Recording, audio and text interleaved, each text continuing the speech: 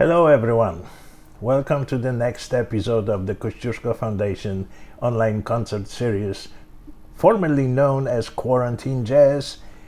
Quarantine is lifted, we call it KF Jazz. My name is Leszek Strzelecki and I'm your host.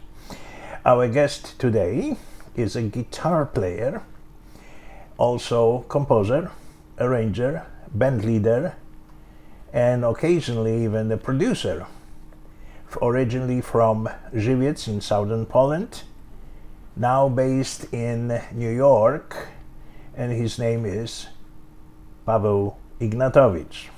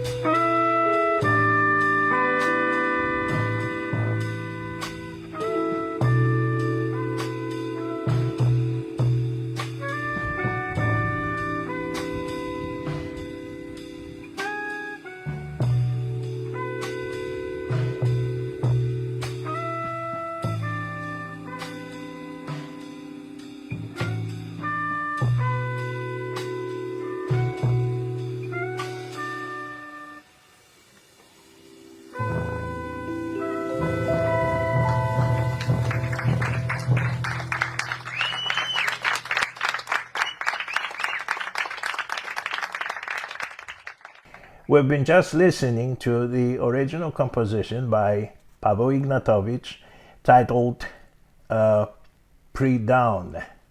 This was a live performance. Well, Paweł, welcome to the show. Nice to have you with us. Welcome. Hello. Thank you. Thank you very much for having me. Tell us about this piece we've been listening to. Clearly, it's this recording, a very, very recent one.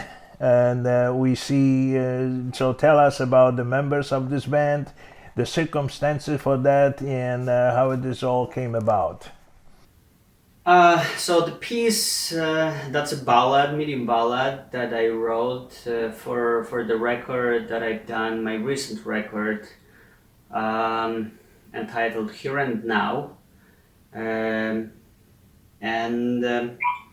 We played on that show. We played in a quartet with Julian Shore on the piano, Jason Berger on drums, and Chris Tordini on bass, and myself guitars. The record is from 2017, and the show was during the pandemic here in Brooklyn, New York City, Brooklyn. It was organized by the church, by the priest who actually I played at that church some gigs too, and the priest decided to make a concert series during the pandemic to promote the music, to make everything alive, to bring the life back, I think, and that was one of the show. Together again, I can see that banner on the stage. A special message of sorts? Well, I think that this message was regarding the times that we were at, which was the pandemic, and the whole life at that time fall apart. We didn't see each other, even with musicians. We didn't participate in real life. We didn't. Well, basically, the life was shut down. So that was a very noble move of that priest to make it happen live again. And I think that the banner was promoting kind of life again, getting together. So definitely it's not about us musicians in this particular band. However, we really enjoyed that night and playing together and particularly with this fantastic band, with those fantastic musicians. But in general, I think that it was all about getting together again, with people, with life, with social interaction, not distancing, but social interaction. Yes. Not only just band members reunited after the COVID lockdown, but also reunited with the public, with the audiences, and playing that. Now, Paweł, we started the program with this piece of music, relatively or very recent one, but we need to get to the beginnings of how did you arrive in the United States? How did it get started? You were born I believe 1981 in Zywiec in southern Poland, very famous city, known in many places for the best beer the Poland makes. But tell in few words, in no more than 2 minutes, your life story from the artistic point of view, and how do you got to this place eventually? Okay, so I was born in 1980, not 81, but in December, so we can consider it almost 81. But I grew up in musical household and been always around multitude of instruments. My father, he's musicians, my siblings too, and I've been always into really deeply in music. My first, like, biggest impression with music was when I heard first time Queen in MTV. Probably I was at that time, I don't know, maybe 8 years old or so, and that created like really big footprint in my life's journey. So, but basically, in all my life, there was also always a lot of music from the beginning of my being in this world, because my father, he's a musician, and I listened a lot of music. He listened to jazz also, and I grew up around this. But somewhere around probably high school, I read Miles Davis' autobiography, and that really stuck in my head. And living, his perception of world and how his life was happening here in New York City, mainly because he was living in there. So I decided that I have to come to this city and be in this music scene. So basically, when I finished my college, I came to New York City. That was my dream. And did I hear correctly? That was the autobiography of Miles Davis? Yes, autobiography of Miles Davis. I love. So he is responsible for you coming to New York. Oh yes. There are a few. Well, definitely his book is responsible for that. Now you play in combos, a trio, quartet, quintet, and perhaps even in other installments, and also in solo. So, what is your, generally speaking, music philosophy? My music philosophy. Well, I could say that. It's in a quotation, by the way. Okay. Well, I love whole music. I couldn't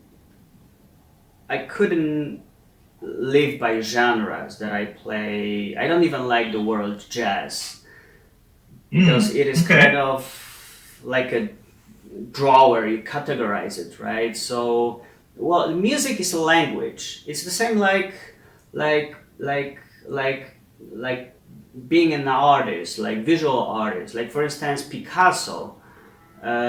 He didn't only paint. He was in many different genres of painting. He spent he was doing cubism, pink period, blue period. He was doing ceramics.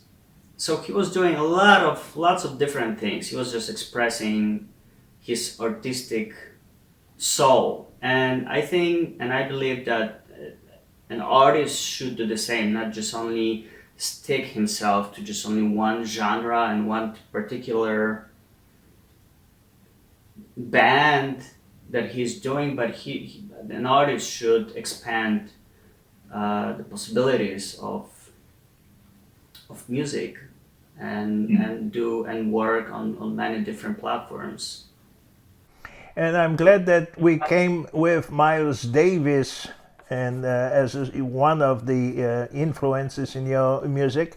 You played his original classic masterpiece, Blue in Green. Let's listen to it, because you prepared that and I like that a lot.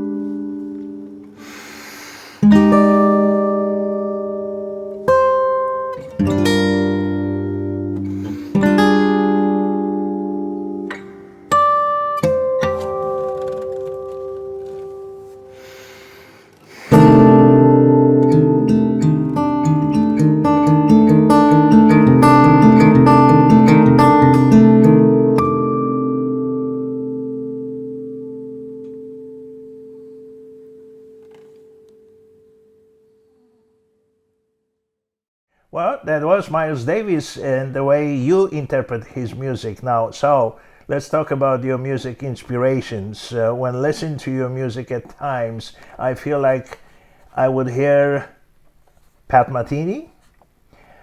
In one instance, you brought John Scofield to my mind. So I think there's a number of those inspirations and influences, but certainly you don't sound like a copycat. Don't worry. How is it? Well, definitely, John Scofield and Pat Metheny. These are my two favorite guitar players. So I feel flattered that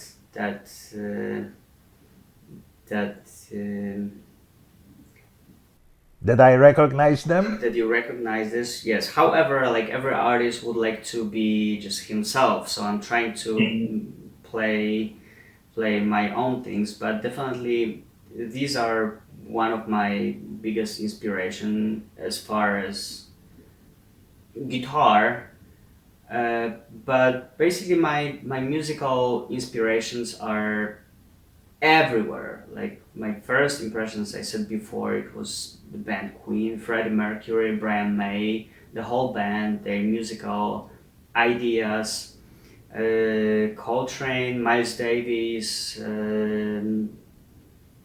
I might listen to today, I don't know, Glenn Gould, and tomorrow David Bowie or Herbie Hancock or Stevie Wonder, you name it. So I'm not like really close to one particular genre. I love generally whole music, and whole music inspires me. I might find inspiration in anything.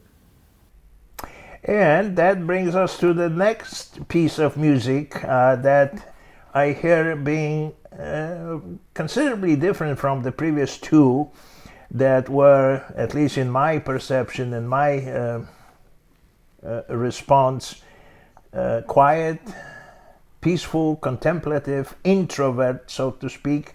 And now, since I know what will be playing, it will be something more congested, energetic, well, more lively is maybe not very good comparing to the previous ones, but faster, richer, and more complex. It's titled Darkness and Noon. Now, is there special meaning to this title? What's your response to that? Well, titles are always hard to.